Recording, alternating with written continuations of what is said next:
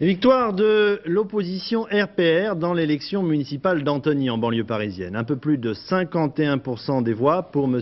Devedjian qui bat de 697 voix exactement son adversaire communiste, M. Aubry. Après Dreux, Sarcelles, remporté par l'opposition, s'ajoute donc aujourd'hui Antony. Les prochaines élections municipales, annulées elles aussi pour cause de fraude, auront lieu toujours dans la banlieue parisienne, à Aulnay-sous-Bois et Villeneuve-Saint-Georges, qui se présenteront à nouveau comme deux tests importants. La soirée d'hier à Antony s'est déroulée dans un calme relatif. Le reportage de Bernard Pradino. À voter. 790. Autant de policiers et de CRS qu'au premier tour pour dissuader les partisans nerveux de l'un et de l'autre candidat. Beaucoup de précautions sont prises à l'intérieur des bureaux de vote pour le dépouillement du scrutin et à l'extérieur pour éviter tout affrontement. La campagne électorale a été tendue.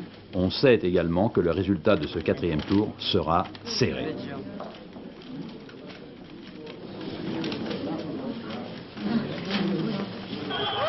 Vers 10 h du soir, M. Aubry, le maire sortant communiste, arrive au bureau centralisateur. À ce moment-là, il est encore optimiste. La participation est légèrement supérieure à celle du premier tour et il compte sur les voix des abstentionnistes. Vers minuit, sur la place d'Antony, on sait que M. Devedjian est élu. Il y a quelques bousculades et jets de bouteilles, un photographe blessé à l'œil. Et le nouvel élu, entouré de ses amis, arrive en cortège au bureau de vote pour parler de réconciliation.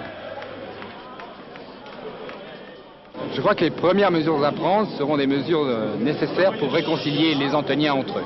La bataille électorale a été longue, difficile, pénible, parfois haineuse. Aujourd'hui, il est indispensable que les Antoniens, quelles que soient leurs opinions, quel que soit leur vote d'aujourd'hui, se réconcilient pour que leur ville soit gérée ensemble et dans l'intérêt de tous. À la permanence de M. Aubry, déception mais pas d'accablement. On savait que les choses se joueraient sur un fil. M. Aubry est rentré chez lui.